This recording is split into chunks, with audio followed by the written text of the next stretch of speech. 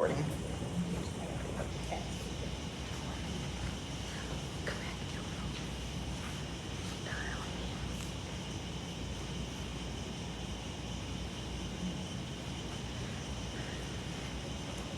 Good afternoon, and thank you for participating in the League of Women Voters of Hopkinsville's Forum for Circuit Court Judge. On behalf of the League of Women Voters, I would like to thank all of you for viewing today. I'm Eileen White. We are a nonpartisan political organization that encourages the informed and active participation of citizens in government. We work to increase understanding of major public policy issues and to influence public policy through education and advocacy. The League takes action on issues, but does not support or oppose candidates or parties. Questions have been prepared by a closed committee of League members, and the questions relate to the potential office of the candidate. The moderator was not given the questions until just a few minutes ago in time to begin the forum. A coin was flipped between the candidates to determine who will speak first. Ms. Bolen will speak first. Each candidate has 2 minutes for opening remarks. Each candidate is then given 3 minutes to answer each question with 1 minute for rebuttal if needed. Each candidate has 2 minutes for closing remarks. Candidates will be timed by League members. A yellow sign means 30 minutes of the time remains. A red sign means stop, and we do hope that you will honor that for us, please, at the end of your time. Our candidates are John Atkins and Stephanie Bolen. With that said, we'll now, Ms. Bolen, you won the toss, so you will have your opening remarks. You may go first now, please. Thank you, and good evening, everyone. My name is Stephanie Bolen, and I'm running for Circuit Court Judge. I would like to thank the League of Women Voters for having us here today and hosting this forum. I was born and raised here, grew up in Rose Acres, and I'm married to Julian J. Parker, and together we share a son, a daughter, and a granddaughter. My mother is Cassandra Harris, and she also grew up here, and she worked at Flint Enterprises and also DeVita before transferring to the DeVita in Washington, D.C. My granny, as most of you know of her, is Miss Lila. She's retired from the Christian County jail system.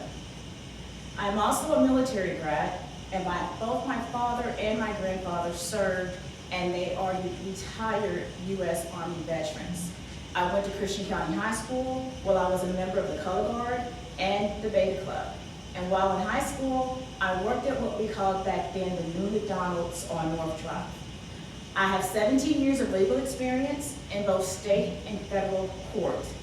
I have represented clients dealing with criminal law, personal injury, wrongful death, discrimination, wrongful termination, and I've also dealt in contract disputes, divorce, custody, wills, trusts, and estates. I'm licensed to practice law in both Kentucky and in Virginia. Prior to earning my law degree, I earned my Master's of Science degree from the University of Kentucky, and where I worked later for the Department of the Interior. Also, before earning my Master's of Science degree, I worked as a mental health counselor at a facility that housed both mental health and provided substance abuse treatment facilities. Our Justice Center should be a place where decisions are made fair, and that is why I'm running for Circuit Court Judge. Thank you. Thank you, Ms. Bolen. Judge Atkins? I'd like to thank the League of Women Voters for promoting the election forums, especially the ones for the judicial candidates. My name is John Atkins. I'm a lifelong resident of Hopkinsville and Christian County, and thank you all for listening to this forum.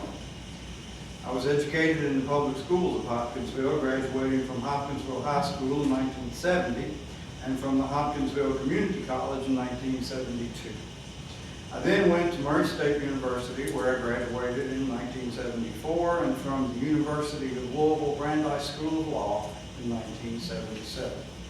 I returned to Hopkinsville and became a practicing attorney and practiced law for over 20 years with W.E. P.D. Rogers III and James E. Pat Higgins Jr., my predecessor in circuit court. In addition to practicing law privately, I served as an assistant county attorney, assistant Commonwealth attorney, public defender, and as the first elected full-time Commonwealth attorney in Christian County history.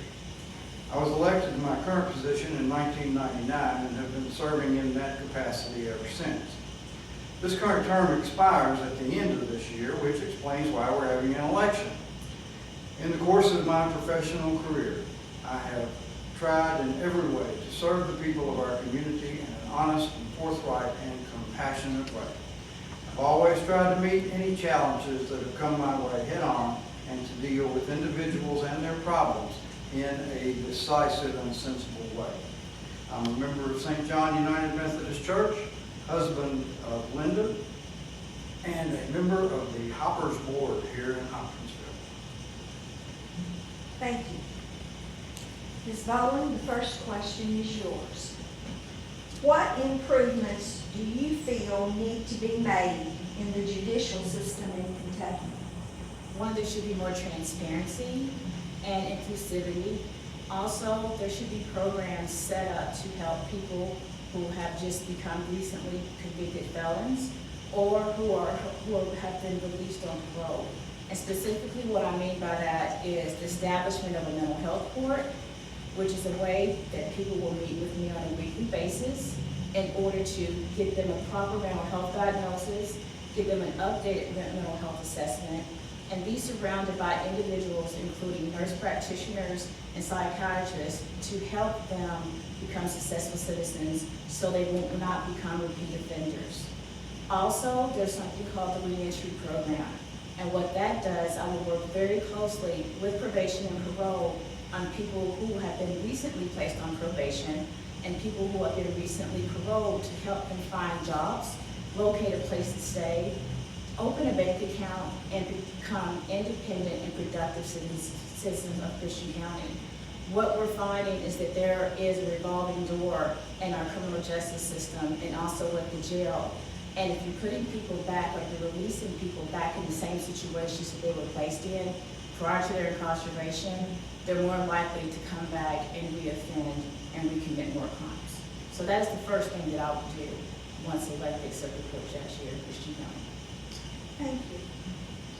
Judge Atkins, what improvements do you feel need to be made in the judicial system in Kentucky?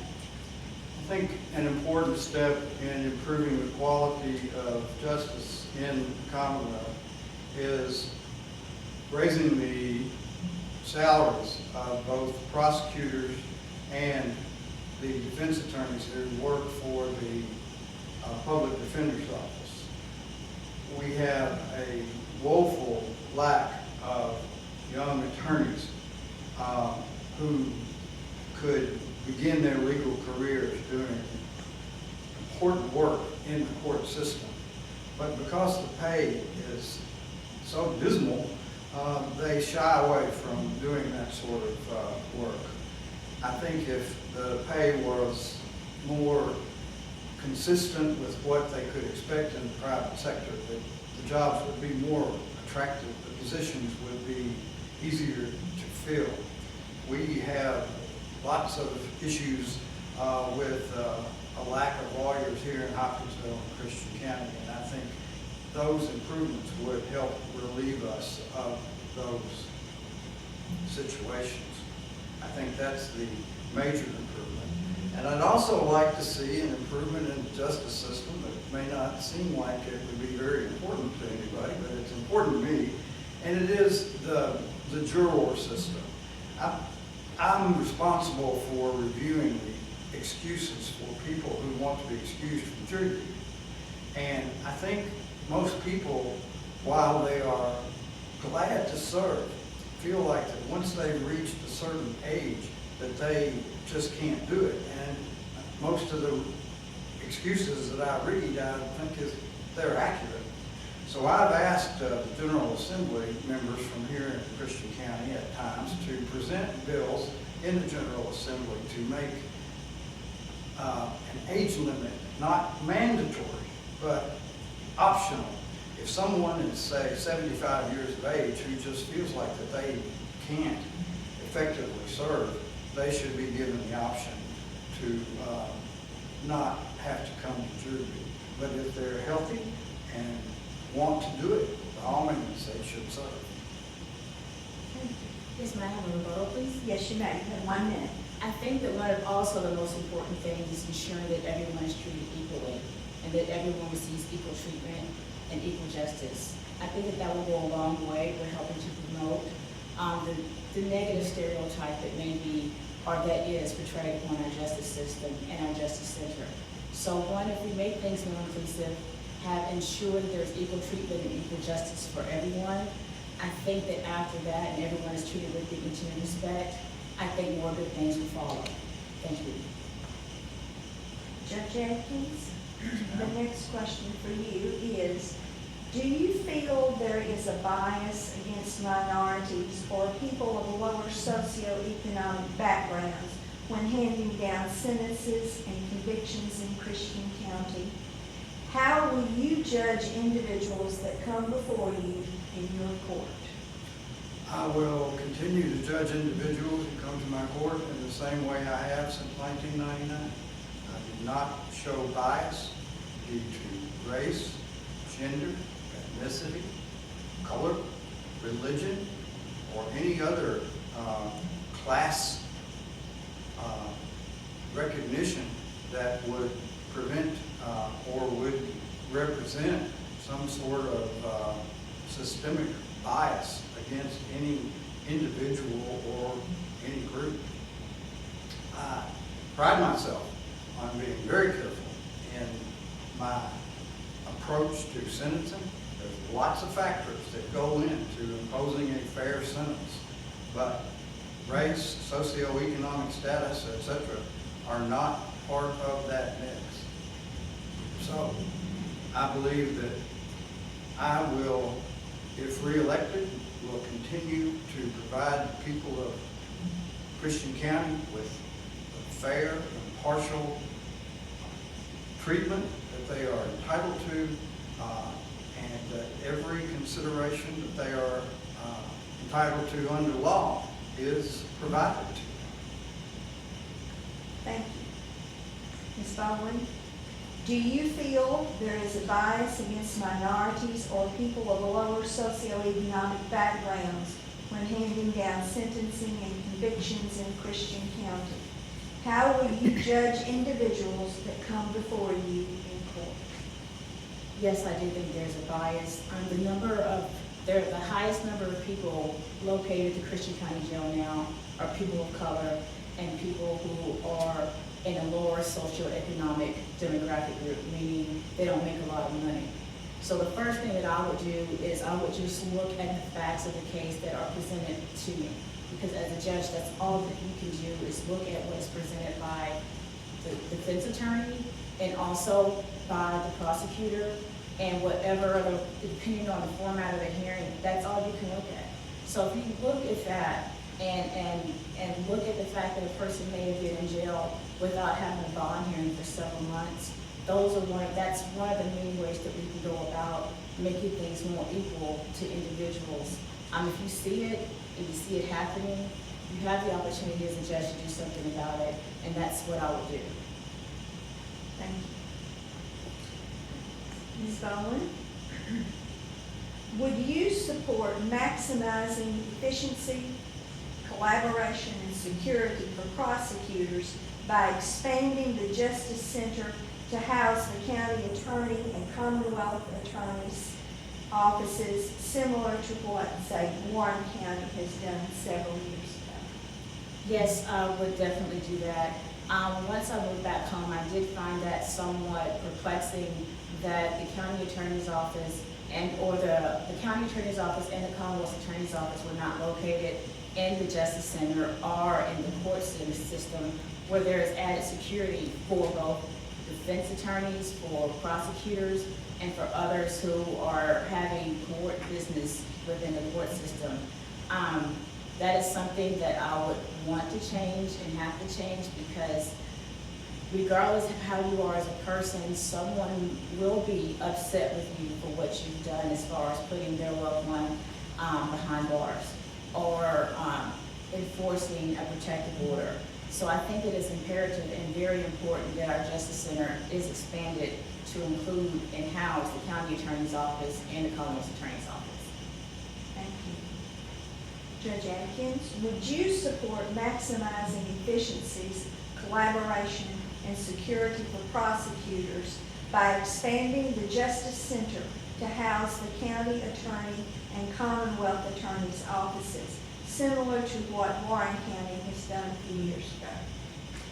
No, ma'am, I don't think that would be feasible or practical. I think we have a very safe environment for everyone who comes to the Justice Center with our security set up. It would be very expensive to expand, to use your term, the Justice Center.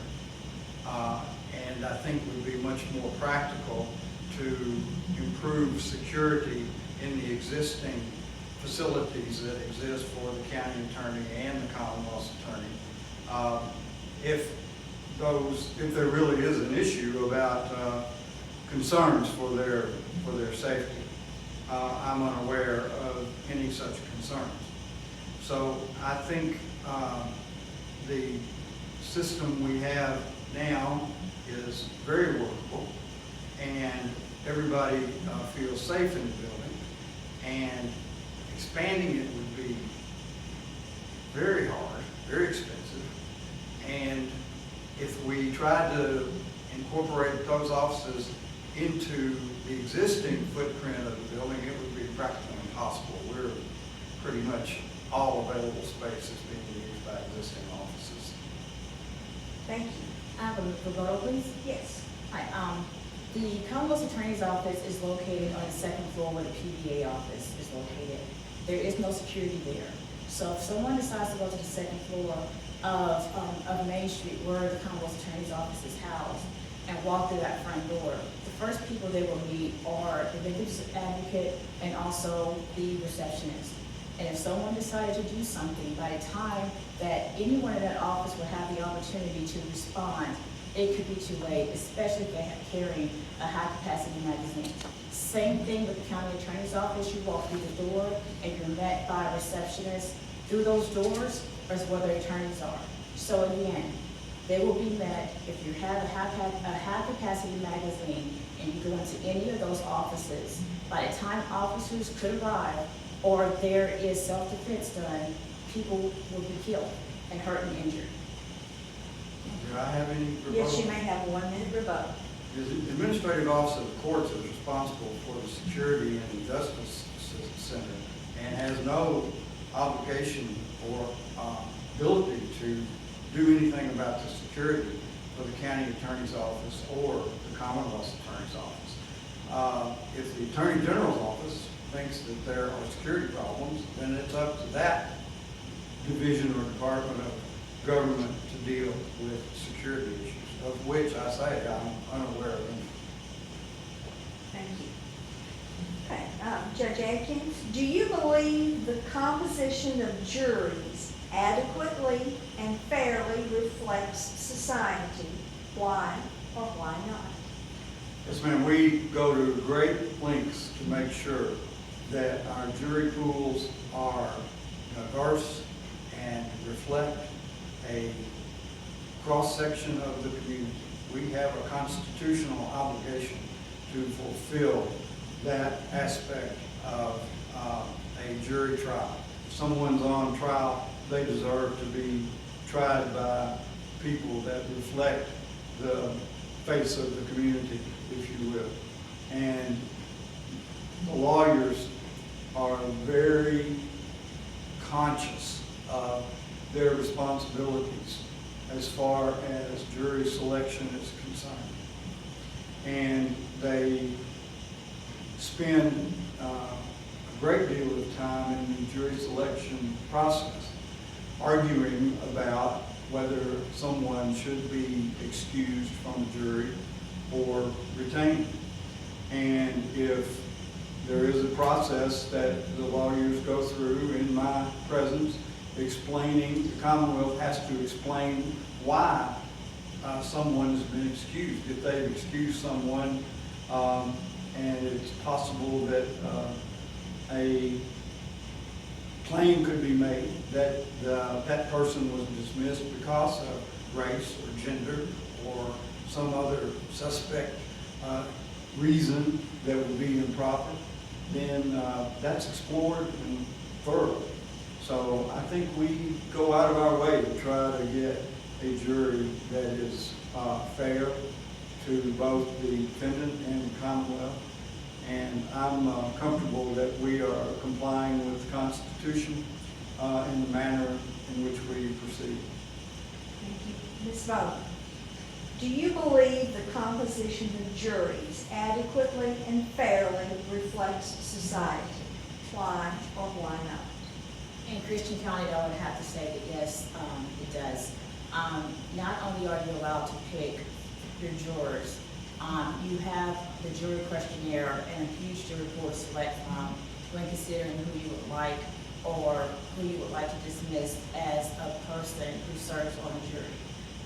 And according to Kentucky v. Batson, there's something called a Batson challenge that if you cannot just remove or dismiss a person from the jury pool solely because of their race, you have to give examples or reasoning as to why that person has been removed from the jury pool.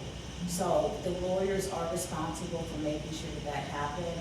If you do not have or cannot show a cross-section or a jury pool to reflect the community, you can ask that more jurors be called in and question those jurors to ensure that either your client or the Commonwealth receives a jury makeup that reflects the community. Thank you. Okay, Ms. Bolen, what are the pros or cons of using driver's license registration as a source for jury pools? Well, a con is that not everyone has a driver's license. Unlike when I was 16 or 15, I could not wait to get my learner's permit or my driver's license. A lot of people are not interested in that anymore, especially as we move to hopefully more public transportation and transit. Commuters will either not have to have a driver's license because they can catch the bus to get to and from places, but also some people's driving licenses have been revoked because of child support matters or court fines and fees. So if your driver's license has been revoked for some reason regarding fees or fines, that person is not eligible or their name may not show up on the pool of prospective jurors because they no longer have a driver's license. So those are the cons that I see. The pros is actually very, very few because people do change their licenses, the addresses, and they move. So I think that having a driver's license that was a way that once worked in the past, I think that is something that really should be reconsidered in order to ensure that you have people from your community serve on the jury. Thank you. Judge Atkins, what are the pros and cons of using driver's license registration as a source for juror pools? I think that it is an appropriate method of selecting prospective jurors because it is a source of names and addresses that cuts across the face of the community, as I said earlier. A broad cross-section of the community is served by the opportunity to have driver's license. So it's pretty common for people to have driver's licenses and provides a vast number of potential jurors for us.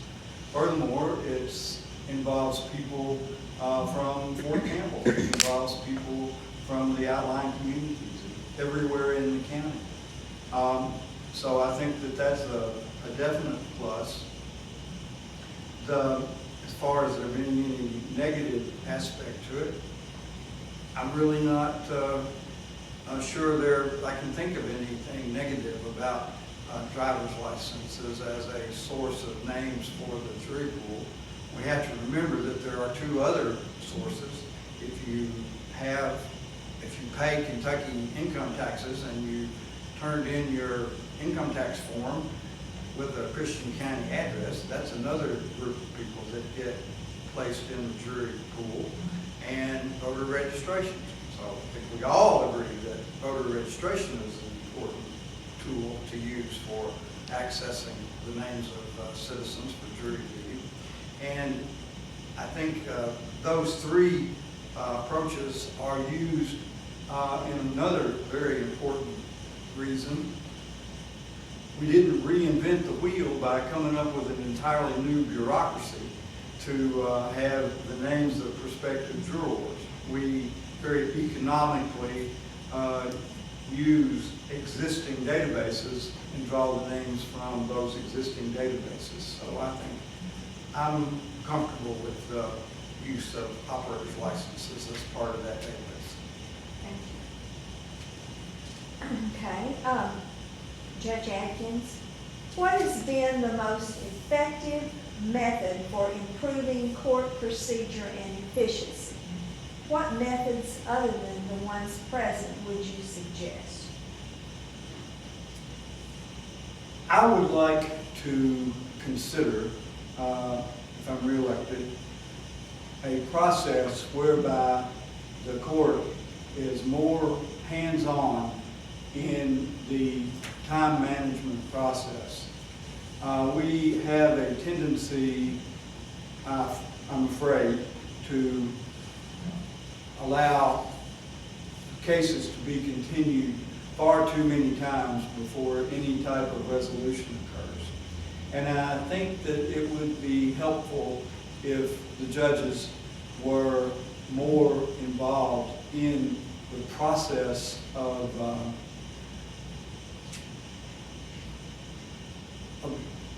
observing the lawyers and their clients and the prosecutors in constructive efforts to resolve cases, even if that means it's done in the courtroom. And that's where I think the direction needs to go. The judges are very isolated in that process, and we are told that, well, we're still negotiating and we need a little more time. I think if the judge would be more proactive and perhaps have more mediation time with the lawyers and their clients and the victims, that would speed the process along. So I believe that approach would be something to expedite the process that I think would be very constructive. Ms. Bolen, what has been the most effective method for improving court procedure and efficiency? What other methods might you suggest? Well, the method that I would suggest is actually fair. People have a constitutional right to a speedy trial. A speedy trial, and that's something that judges can put a handle on or have a handle on. You can see how many times a court case has been continued and inform the prosecutor and our defense attorney that if we keep continuing cases, the speedy trial clock is ticking. So if certain matters or if the matters are not brought to trial in a certain time period, that case can get dismissed because you're violating a person's constitutional rights. Also, if you adhere to the Constitution regarding speedy trials, it actually benefits both the victim of the case and also the defendant, because victims don't like to keep having to come to court and for matters to keep being continued.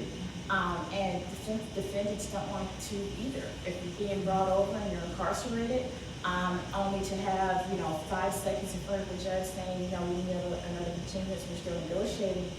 If a judge keeps track of how many times that case has been continued and how long that person has either been in jail or how long the case has been on the docket, and ensure that that speedy trial constitutional right is actually adhered to, I think that will go a long way to helping resolve the docket cluster that we have, and also bringing closure to both the victim in the case and also the defendant and everyone's family involved in the matter. Ms. Bolen, what do you perceive as the greatest obstacle to justice, if any? Well, I don't call it an obstacle. I just call it just being present at the moment. There's a reason that you see Lady Justice in the courtroom, or you see her holding a scale of balance, which means fairness and equality, and her eyes are covered so that she is only looking at the facts and the evidence, not at how much a person makes, not at what a person looks like, regardless of race, color, or gender. So it's not an obstacle, but I think we just have to get back to the purity of what justice really means and go back to a time where, or either not even go back to a time because it really hasn't happened a lot in the past, but if we can move forward and ensure that there is equality and that everyone receives equal treatment and equal justice regardless of how much you make, how much your parents make, or what neighborhood you're from, I think that will go a long way at helping to mend what some people or most people consider a broken justice system. Judge Atkins, what do you perceive as the greatest obstacle to justice, if any? I haven't heard the last part of the question either time. I'll reread the question. Thank you. What do you perceive as the greatest obstacle to justice, if any? The if any was what I didn't understand. Excuse me. I think the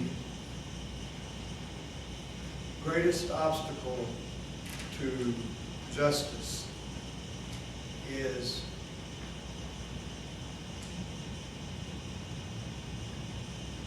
an unwillingness on the part of citizens to be willing to fairly and intelligently consider the views of their fellow citizens. And that there is a sense, I think, of frustration among the populace in general, and perhaps even in Christian County in particular, where people become frustrated with things that happen and they don't understand why decisions are made in a certain way, or why something was allowed to happen in their view when in fact a lot of the issues that people believe exist are not issues at all. It's just a matter of not objectively assessing the evidence involved in a situation and being willing to be open-minded about how it could be fairly resolved. So I think the challenge for justice in our community is that if everyone could understand that justice is difficult to be equalized, but it's a lot easier for justice to be equitable. And if people would see things that way, that in any case, there's going to be people that are not happy with the outcome and people who are more happy. But that doesn't mean, because you can't make everybody happy, doesn't mean that the decision wasn't equitable. Thank you. Judge Atkins, the next question. Do you believe the current system for disciplining attorneys and judges is effective? Why or why not?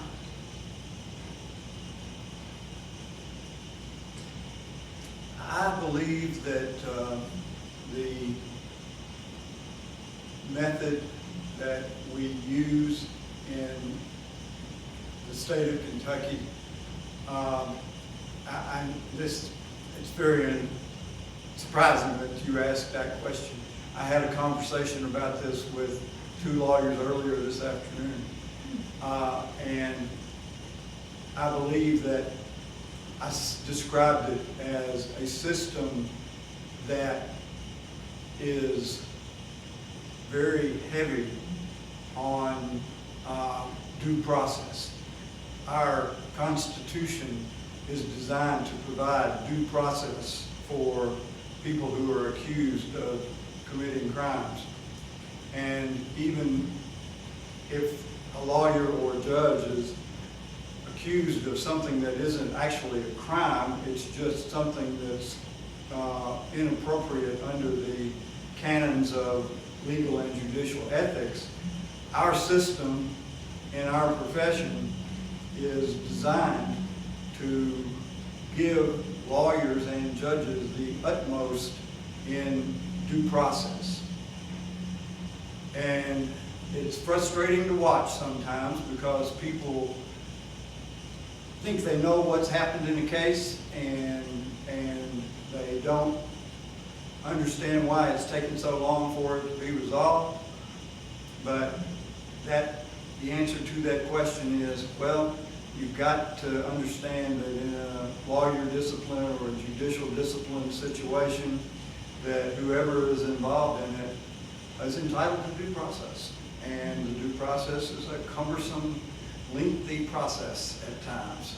And everybody, even a lawyer, is entitled to be treated fairly.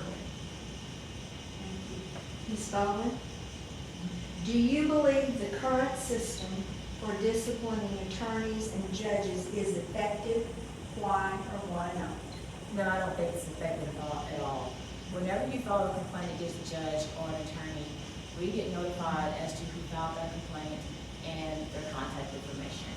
So right off the bat, if you're filing a complaint against a judge or a Commonwealth attorney or a prosecutor, you're looking at the fact that now they know who you are, and now that they know that you are going against the grain.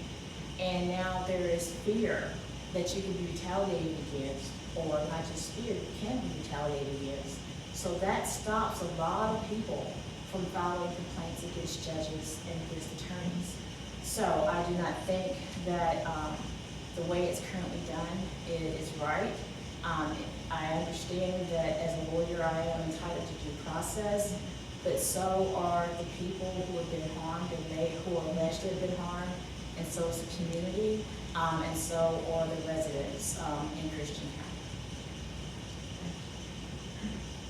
Ms. Bolen, do you believe that all citizens have equal access to legal help within the legal system? If not, what can be done to provide wider and better access? No, there's not equal access. Knowing it as a prior defense attorney, assistant Commonwealth attorney, and an owner of a law firm, let's just face it, if the more funds that you have, the more access you have to an attorney. If an attorney is billing you $2,000 or $5,000 for a hearing or for a case, their job is to listen to you. However, if you are a public defender or someone who is not being billed that way, that public defender or a person who is representing those of a lower income status or bracket, they have a huge and a heavier caseload, and they may not have all the resources that private attorneys have, like investigators, like the ability to do depositions and ask questions, or hold an actual preliminary hearing on Montgomery District Court instead of having everything wake up to some circuit court where in the preliminary hearing stage, you can ask questions of that officer and ask specific questions as far as why is your case here and what is the actual evidence that they have against you. When cases are waked up, that's just a box mark check, and then you have a hearing date or arraignment date 3-4 months later sometime. So unfortunately, the amount or the more resources that you do have, the more access that you do have to our legal system. That can be resolved or helped by, one, helping to increase the pay of people who are not in private practice. One, tapping into our local school systems, our community colleges, and also the University of Kentucky and other law schools or schools that have a discipline in criminal justice to get and bring more interns here and to get and have more attorneys come here to want to stay and help make our community a better place. So those are just a few things that I can help right off the top of my head. Thank you. Judge Atkins, do you believe that all citizens have adequate access to legal help within the legal system? If not, what can be done to provide wider and better access? I think that the legal profession is one of the least assertive professions when it comes to providing students with opportunities to get hands-on training as part of their education. And if the law schools would establish programs where young lawyers, graduates, or perhaps third-year students could work with law firms throughout the state in various capacities, or with state agencies like the Public Defender's Office or through the Commonwealth's attorney's offices around the state, and that they could get important on-the-job type training for their future as attorneys.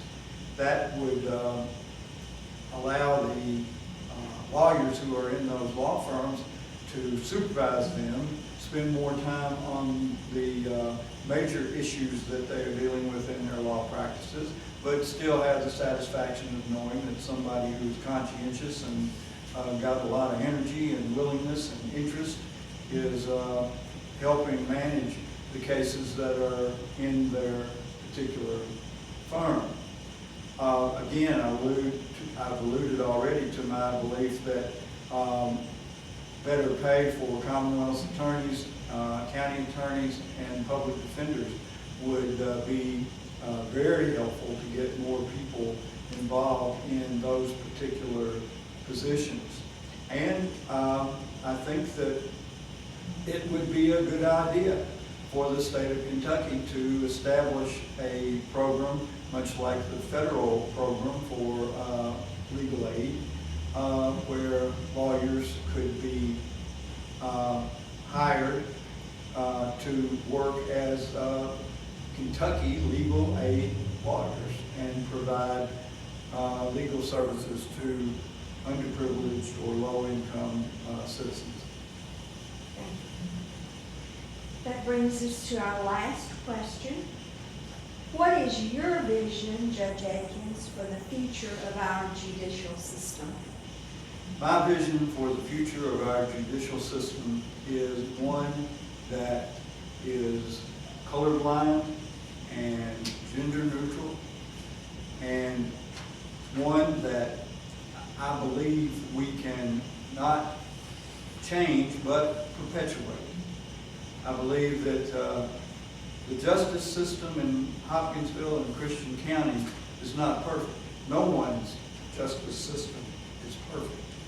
But I believe that my colleagues and I, and whoever wins the family court judges race, can continue to be a team of judges and accomplish and continue to accomplish the fair administration of justice in our community. There are things that I would like to see change.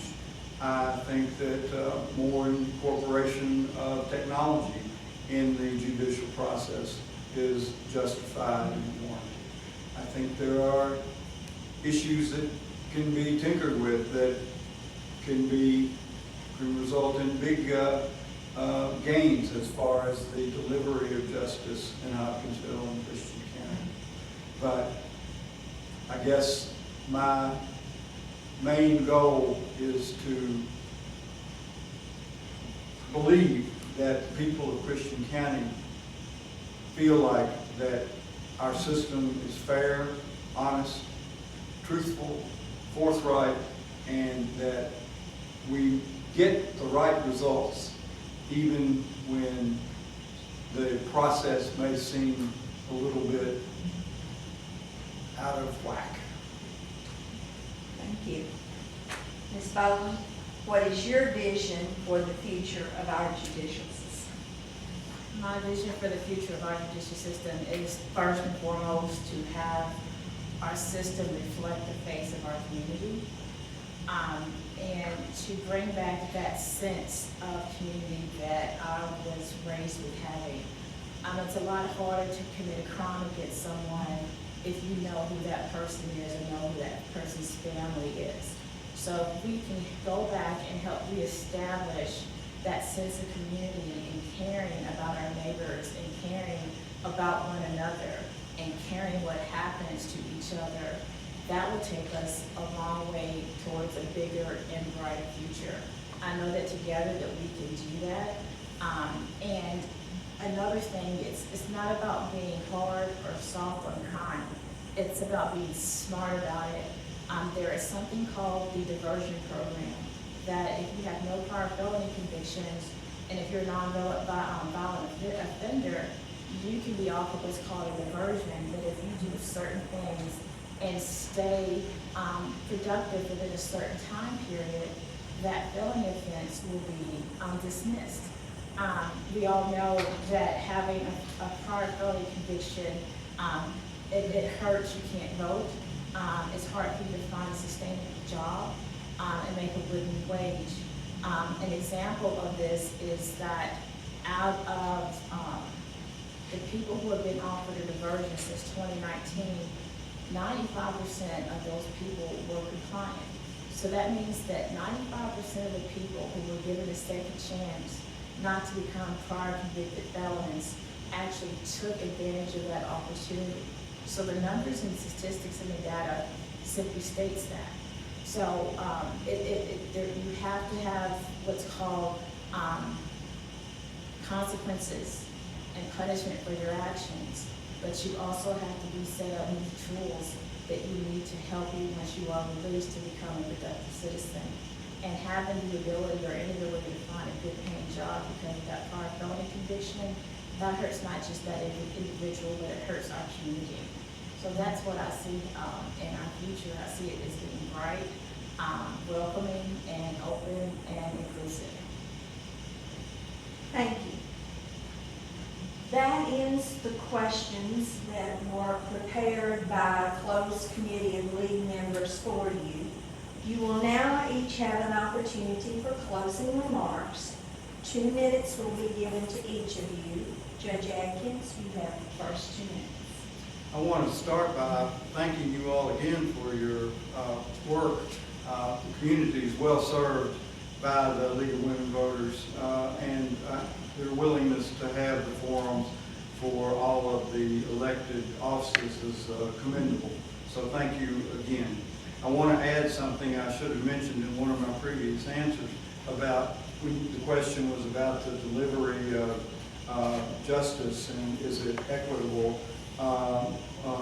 We are actually working on a plan with the local bar, asking private members of the bar to handle criminal cases without charging a fee. The public defender's office is so overworked. We're going to try to see if we can get a group of lawyers interested to take up some of the slack in that part of the judicial process. In closing, I'd simply like to say that I've been at this now since 1999, and I feel like that I've done a good job. And I hope the people of Christian County share that opinion and belief about the work that I have done.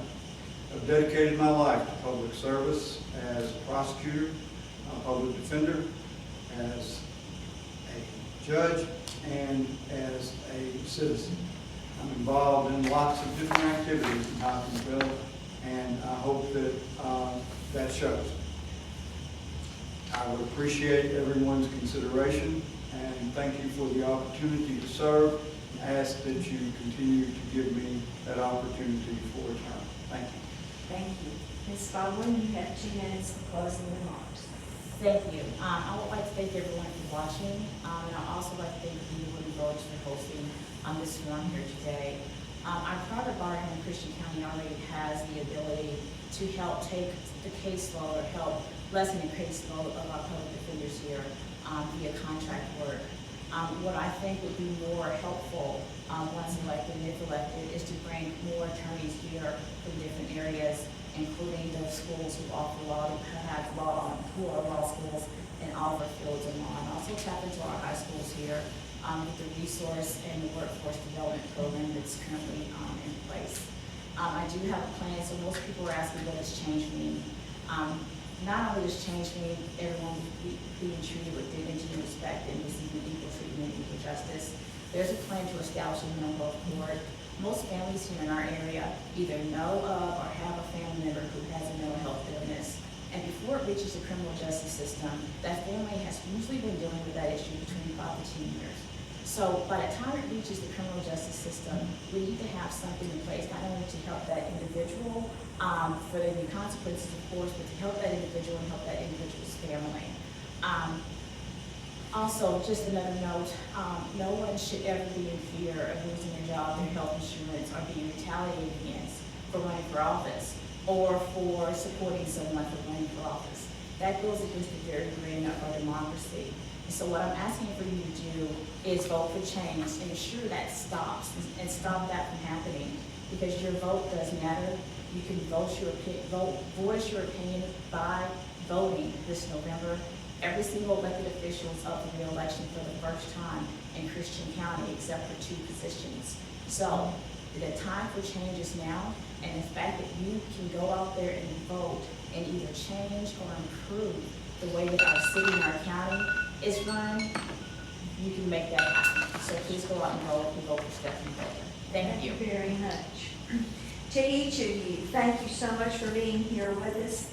This program is available on various media outlets until Election Day. It's being live streamed from our Facebook page, League of Women Voters Hopkinsville. It's on the city's cable channel on Spectrum 376, and a YouTube link will also be available on our Facebook page. Thank you to the candidates, but also thank you to the City of Hopkinsville and the Mayor for allowing the League of Women Voters to use the Public Council chambers for these forums. Thank you and good night.